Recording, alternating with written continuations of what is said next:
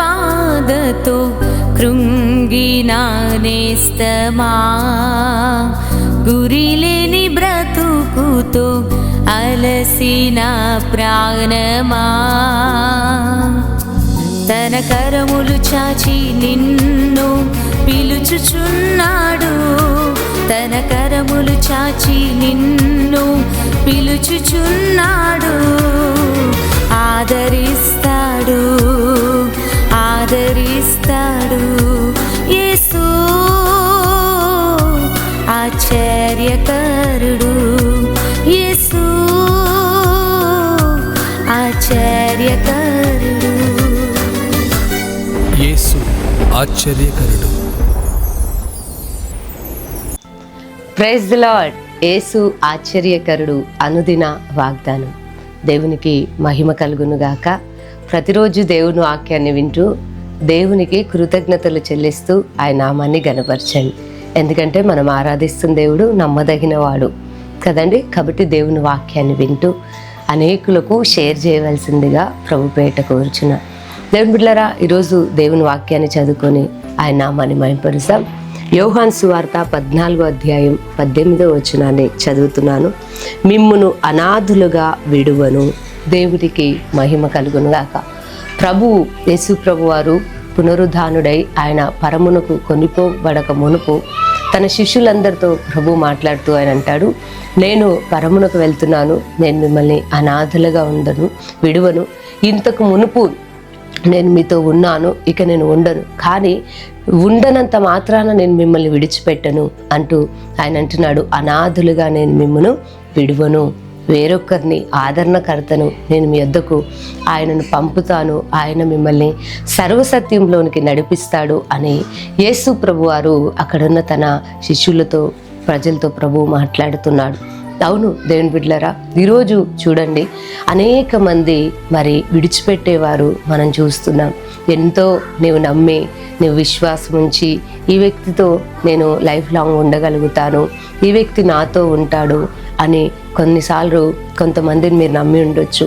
కొన్నిసార్లు చూడండి పిల్లల్ని ఎంతో ప్రేమతో పెంచిన తల్లిదండ్రులు దేవుని బిడ్డలారు మా పిల్లలు మాతోనే ఉంటారు అనుకుంటారు. కానీ కొంచెం వృద్ధాపంలోనికి వచ్చినప్పుడు కొన్ని పరిస్థితులు తారుమారైనప్పుడు ఈరోజు ఏమవుతుంది చెప్పండి, తల్లిదండ్రులను తీసుకొని వెళ్ళి అనాథ ఆశ్రమంలో వదిలేస్తున్నారు, అనాథలుగా వదిలేస్తున్నారు కదండి.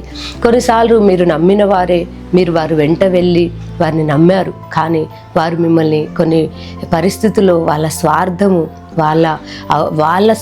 కొరకు మిమ్మల్ని అనాథలుగా విడిచిపెట్టట్లేదా? ఒకసారి ఆలోచించండి దేవుని బిడ్డ. కొంతమంది మీలో నమ్మి ఉండొచ్చు, పలానా వ్యక్తిని నమ్మితే నాకు సహాయపడతాడు కాబట్టి నేను ఆ వ్యక్తిని నమ్ముతున్నాను అని మీరు నమ్మి ఈరోజు విడవబడలేదా? అవును, ఈ లోకంలో మనుషుల ప్రేమ అలాంటిదే. వారు వారి స్వార్థం కొరకే ఆలోచిస్తారు, కానీ మరి దేవుని బిడ్డలారా వారిని నమ్మిన వారి కొరకు ఆలోచన చేయరు.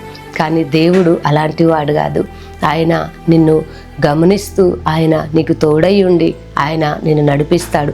అందుకే అంటున్నాడు, ఇదిగో నేను మిమ్మల్ని అనాథలుగా విడువను అంటున్నాడు.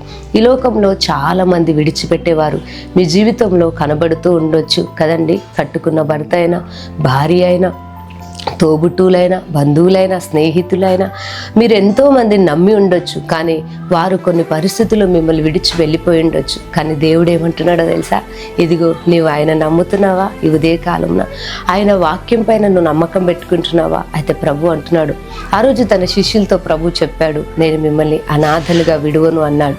అవును, విడవకనే ఆయన తన శిష్యులకు ఆయన ఆదరణకర్తను పంపి ఎదుగో వారిని నడిపించాడు. ఈరోజు ప్రభు నీతో కూడా మాట్లాడుతున్నాడు, నేను మిమ్మల్ని అనాథలుగా విడువను అంటే దేవుడు నిన్ను ఏ పరిస్థితిలో కూడా విడిచిపెట్టడు. అది ఎలాంటి పరిస్థితి అయినా, నువ్వు శ్రమ గుండా వెళ్తున్నావా, కొన్ని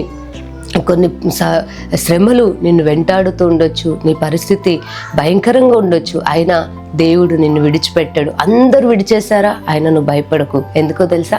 నీవు నమ్మిన దేవుడు, నీవు విశ్వసిస్తున్న దేవుడు యేసు ప్రభువారు నిన్ను విడువడు.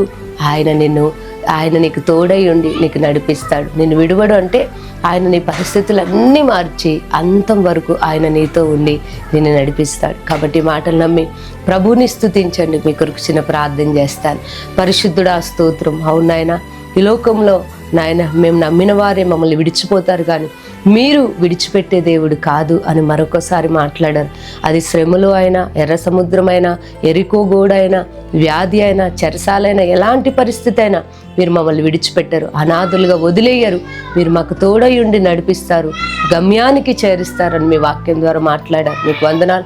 నమ్మిన బిడ్డల జీవితాల్లో, వారి కుటుంబంలో తండ్రి అద్భుతాన్ని జరిగించండి. ఎవరైనా విడువబడితే నాయనా, ఇదిగో నాయనా, మీరు వారికి తోడైండి వారిని నడిపించమని యేసు నామంలో ప్రార్థిస్తున్నాను తండ్రి.